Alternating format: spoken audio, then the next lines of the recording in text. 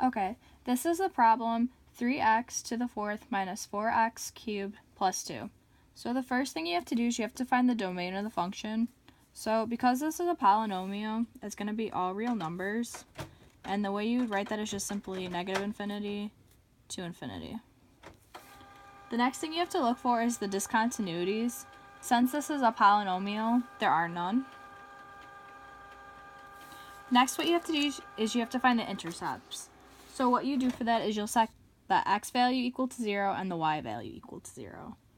So to start off, we will set the x value to 0. So it will be y equals 3, 0, 4 minus 4, 0, 3 plus 2. This will reduce down simply to plus 2. So the y-intercept is 2. And then if you were to plug the 0 in for the x value, you get 0 equals 3x4 minus 4x cubed plus 2. And there's no way to reduce that, so you don't have an x-intercept. Next, what you have to do is you have to look for the symmetry. So what you'll do is you'll plug negative x in for x and see whether you get the same equation or the exact opposite equation. So you have 3 negative x, 4 minus 4 negative x cubed plus 2. When you cube a negative number, it'll become positive, so you'll just have 3x to the fourth. Cubing a negative number leaves it negative, so you'll have negative x times negative 4. So that's plus 4x cubed plus 2. Now if you compare this to the original equation, it's not the exact same and it's not the exact opposite. So that just means no symmetry.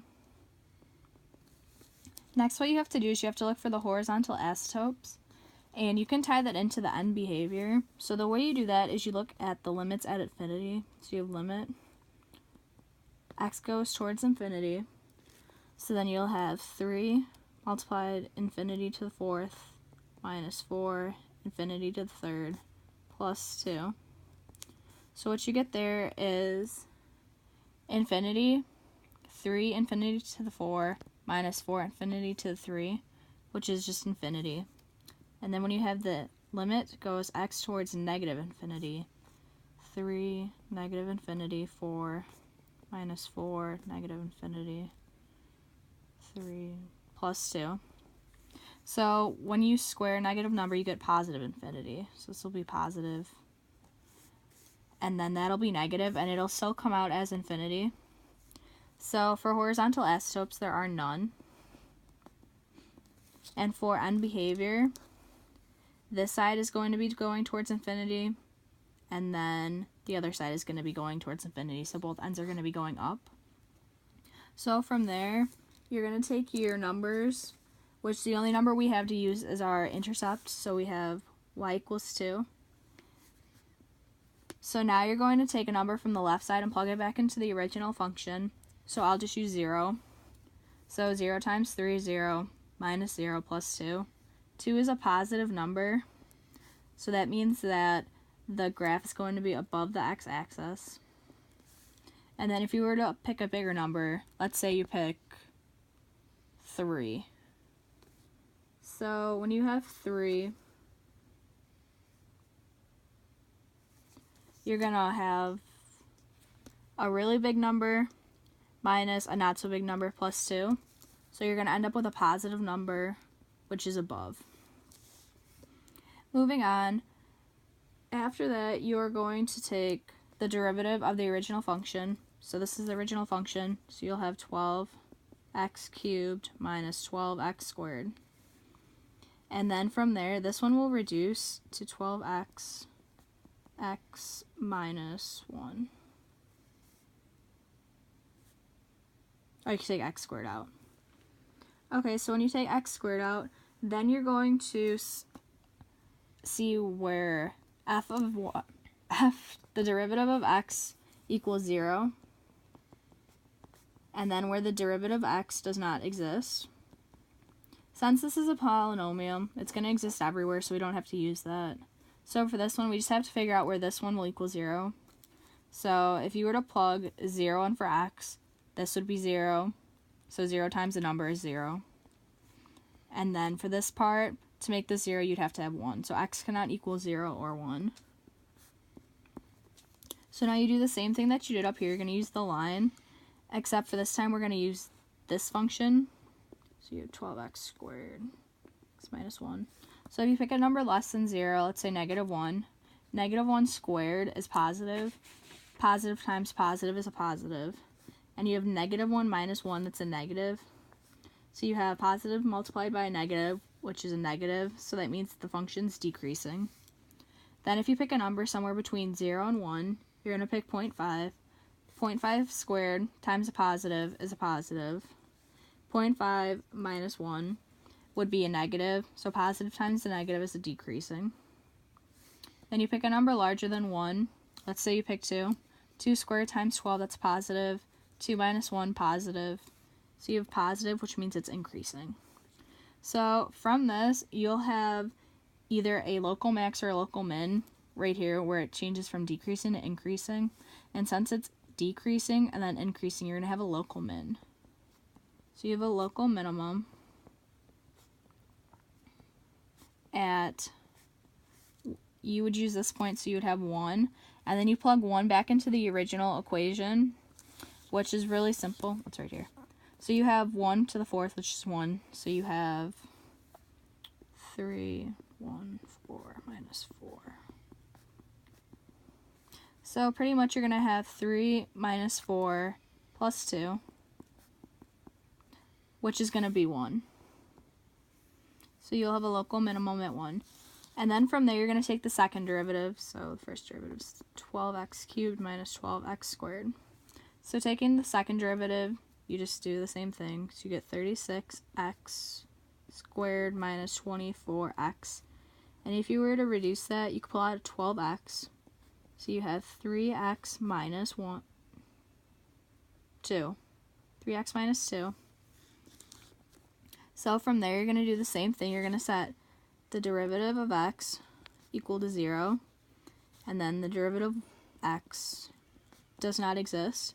But since it's a polynomial, we don't use this case again. So wherever x will equal 0, you plug 0 into here, that makes this whole function 0. So x cannot equal 0. And then x would be 2/3 because you set 3x minus 2 equal to 0. So you have 0 and 2/3. So same thing as before, you're going to plug a number in for these values. So you're going to pick one to the left of 0. So if you were to do -1, -1 times 12 is a negative. And then -1 times 3 minus 2 is a negative. So you have this one as a positive, so it'll be concave up. A number between 0 and 2/3, you can pick 1/3. So if you plug it into 12x, it'll be positive. You plug 1/3 into 3x minus 2, it'll be negative. So a positive times a negative is a negative. So we have concave down. And then if you were to pick a number bigger than 2/3, so say you pick 1. 1 times 12 is positive. 1 times 3 minus 2 is a positive. So you have another positive, so it's concave up. So from these points, you can find your points of inflection.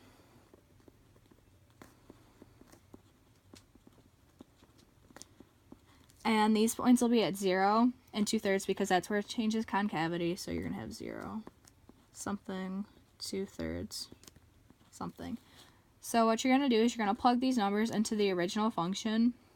So that one's easy. 0 into this function will just be 2. But 2/3 is the fun part. So you have 3, 2/3 to the 4th minus 4, 2/3 to the 3rd plus 2. So if you were to root this, or have this to the 4th power, you'd have 3 times 16 over 81 minus 4, 8 over 27 plus 2. And then if you were to multiply this by 3, this one by 4, you'd have 16 over 27 minus 32 over 27 plus 2. And so for your final answer, you'll get 38 over 27. So now you can graph this. So going up here, there's no discontinuities. You have an intercept at y equals 2. So we'll make this bigger. So here's 1, 2. Intercept right here.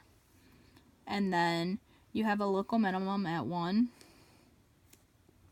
1. So here's your local min.